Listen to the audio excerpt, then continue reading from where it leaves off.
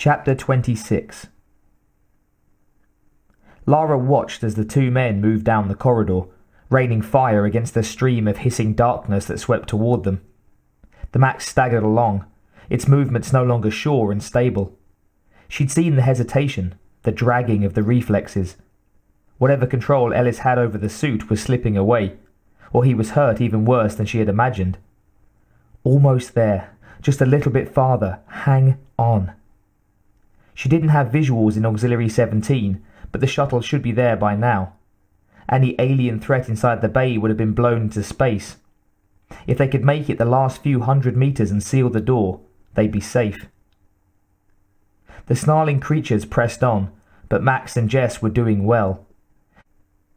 Ellis didn't seem to be tracking so hot, but he had gone to a simple back and forth spray with the rifle that was taking out the majority of the oncoming drones. Jess had moved almost to his side, the two of them progressing at a decent pace through the wide passage in a thunder of armor-piercing fire and alien cries of fury or death. Every few steps the Max aimed its flamethrower backward and strafed the corridor behind them with liquid heat. Shrill screams were cut short by the glaring blasts of light and heat that spewed out, keeping the two men covered as they forged on. Lara switched view to farther along the passage and saw them almost in sight of their pickup. There were fewer drones, only a few dozen that she could see. She blew out slowly, felt a rising relief as they moved closer, and felt that relief disappear as the Max fell down, crashing heavily to the deck atop a mound of broken bodies. "Ellis!"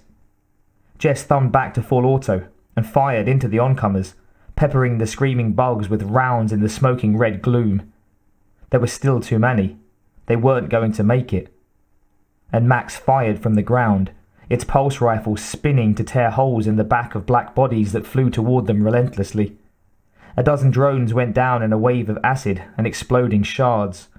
Behind them, the flood of trumpeting darkness had thinned to a single file of attackers. Jess risked a glance, saw the giant crawling to its knees, the sharp crack of flesh like bone crunching loudly beneath the armoured plates. "Ellis, you okay?" The Berserker lumbered to its feet, still firing. "I'm losing the suit. Can't take much more." Jess took out a trio of drones, both relieved and terrified by the sound of the kid's voice. Ellis was still with them, that was good, but the timing was for shit. Losing the suit would mean his certain death, and also the kid's, after the bugs hammered at Max long enough. He had one full magazine left, and the other creatures would be coming, running and clawing through unsealed corridors in savage hordes to find them. He saw the numbers then, and grinned. A meter high, bright orange, and as clear as day in the pounding redness of the corridor. 1-7. They'd be there in a minute, maybe two. Jess pointed to the wide panels ahead and shouted, "You don't have to, kid. We're nearly home and dry." He fired down to minimum safe and ejected the magazine, then slammed in his last as they hurried towards the bay, Jess still grinning. They were going to make it. The tracking was completely down.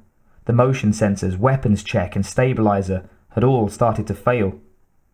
About all that was left was the frontal view screen and the hydraulic mechanisms that allowed him to move. If that power system went down, he'd be trapped. The pain was terrible. The fall had knocked him into the compartment's shield, crushed his face against the plates and jiggled the interface prongs. Ellis felt fresh blood coursing across his mouth and down the back of his neck as he maneuvered the suit clumsily towards their escape, trying to aim at the last of the approaching drones. Almost over. Almost there. The airlock was less than 50 meters now, but each step cost him. Ellis felt waves of dizziness and confusion, the effects of the corrupted interface taking their toll. 40 meters. Jess led him now, crouching and firing at the few creatures that ran for them, claws raised and tails slicing through air before they clattered into green fountains of hissing fluid beneath the M41. 30 meters. Ellis threw up a mouthful of coppery blood and struggled to hold out against the encroaching blackness as they advanced toward freedom, and an end to the terrible pain.